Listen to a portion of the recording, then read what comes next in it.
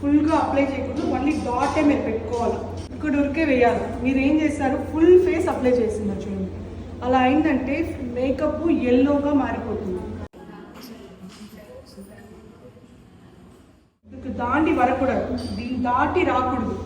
So చాలా ముఖ్యమైన విషయం ఇది, దాన్ని దాటి రాకూడదు. ఆ తర్వాత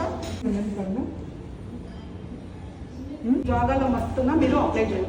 నెక్స్ట్ ఏం చేయాలంటే brush 1 2 3 4 5 you can see the difference. ఇది ఎట్లా లైట్ అయిపోయింది, ఇది కరెక్ట్ షేడ్ వేస్తే గ్రే అవ్వదు, ఇది గ్రే అవ్వలేదు చూడండి, మ్యాచింగ్ అవ్వదు. ఇది వేస్తే గ్రే అయిపోతుంది. ఫౌండేషన్ని ఇంత పెద్ద బ్రష్ మనం కన్ను కింద పెట్టలేము. எப்படி ஓகே ஃப்ளாலெஸ் ஆயிடுச்சா? எப்படி இருக்கு ஃபவுண்டேஷன்? நான் கொடுத்த ஃபவுண்டேஷன் எப்படி இருக்கு, நல்லா இருக்கா? அவ்வளோ முடிஞ்சிச்சு மேக்கப்பே. ப்ரஷ் யூஸ் பண்ணுறதுக்கும் இந்த ப்ரஷ் யூஸ் பண்ணுறதுக்கு டிஃப்ரென்ஸ் இருக்கா? அதனால தான் ப்ரஷஸ் எங்கே யூஸ் பண்ணணுன்ற நாலேஜ் கண்டிப்பாக இருந்தால் மட்டும்தான்.